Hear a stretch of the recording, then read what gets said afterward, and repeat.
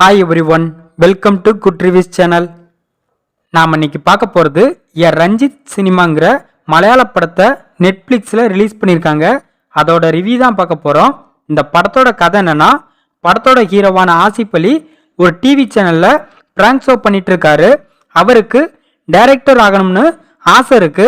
அதுக்காக ட்ரை பண்ணிட்டு இருக்காரு. ஒரு நாள் இவர் பிராங்க் ஷோ பண்ணும்போது பெரிய பிசினஸ் மேனா இருக்கிற சாஜு குரூப் அவரோட பிராங்க் ஷோல மாட்டிக்கிடுறாரு. அதனால சாஜு குரூப் அவரோட பிசினஸ் மீட்டிங்க்கு சரியான டைமுக்கு போக முடியாத சூழ்நிலை ஏற்படுது. இதனால சாஜு குரூப் ஹீரோ மேல ரொம்பவே கோவமா இருக்காரு. இந்த மாதிரி சூழ்நிலையில ஹீரோ ஒரு ப்ரொடியூசர் கிட்ட போய் கதை சொல்றாரு. அந்த கதையில ஹீரோவோட ரியல் லைஃப்ல நடந்தத பாதி கதையாவும் தன்னோட கற்பனை கதைய பாதியாவும் சொல்றாரு. அவரு கதைலாம் சொல்லி முடிச்சுட்டு வீட்டுக்கு வராரு. அந்த நேரத்துல அவர் ப்ரொடியூசர் கிட்ட கற்பனை கதையா சொன்னது எல்லாமே அவரோட ரியல் லைஃப்ல அடுத்தடுத்து நடக்குது. இதுக்கப்புறம் என்ன நடந்துச்சு, ஹீரோ அந்த ப்ரொடியூசர் கிட்ட சொன்ன கற்பனை கதை என்ன, எதனால இதெல்லாம் அவரோட ரியல் லைஃப்ல நடக்குது, இதனால ஹீரோ என்னென்ன ப்ராப்ளம்லாம் ஃபேஸ் பண்றாரு, கடைசியா இதுல இருந்து எப்படி மீண்டு வந்தாரு, இதுதான் இந்த படத்தோட கதை. இந்த படத்தை நிசாந்த் டைரக்ட் பண்ணியிருக்காரு.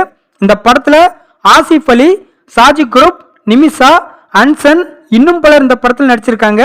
இந்த படத்தோட பிளஸ் படத்தோட ஸ்டோரி இன்ட்ரெஸ்டிங்காகவும் என்கேஜாகவும் இருக்கு.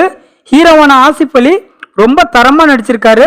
அவர் அந்த ப்ரொடியூசர் கிட்ட கற்பனை கதையா சொன்னது எல்லாமே அவரோட ரியல் லைஃப்ல நடக்கும்போது அடுத்தடுத்து என்ன நடக்குமோன்னு அவர் பயப்படுற சீன்லாம் ரொம்ப ரியாலிட்டியா இருக்கு. சாஜி குரூப் அவரோட கதாபாத்திரத்தை சரியா பண்ணியிருக்காரு. ஹீரோனியும் சூப்பரா நடிச்சிருக்காங்க. படத்தில் நடிச்ச எல்லாருமே அவங்களோட ரோலை சரியா பண்ணியிருக்காங்க. படத்தில் உள்ள ட்விஸ்ட் அண்ட் சஸ்பென்ஸ்லாம் செம சூப்பரா இருக்கு. படத்துல அடுத்து என்ன நடக்கும்னு நாம எக்ஸ்பெக்டேஷனோட பார்க்குற அளவுக்கு படம் பரபரப்பா இருக்கு. கிளைமேக்ஸ் சூப்பரா இருக்கு. படத்துல உள்ள த்ரில்லிங் சீன்ஸை விறுவிறுப்பா கொண்டு போயிருக்காங்க. சினிமாட்டோகிராஃபி சூப்பரா இருக்கு. பிஜிஎம் படத்துக்கு ஏற்ற மாதிரி இருக்கு. இந்த படத்தோட மைனஸ் படத்தோட ஸ்டார்டிங் சீன் ஸ்லோவா போற மாதிரி இருக்கு. படத்துல உள்ள லவ் போர்ஷன் படத்துக்கு தேவையில்லாத மாதிரி இருக்கு. படத்தோட டியூரேஷனை இன்னும் கம்மி பண்ணிருக்கலாம். மொத்தத்தில் இந்த படத்தை பார்க்கலாமான்னு கேட்டா சைக்கலாஜிக்கல் கலந்த த்ரில்லர் மூவி பார்க்கணும்னு நினைக்கிறவங்க இந்த படத்தை பார்க்கலாம். இந்த படம் நெட்ஃப்ளிக்ஸ்ல அவைலபிளா இருக்கு. இந்த வீடியோ பிடிச்சிருந்தா லைக் பண்ணுங்க, ஷேர் பண்ணுங்க, சப்ஸ்கிரைப் பண்ணி சப்போர்ட் பண்ணுங்க. Thanks for all.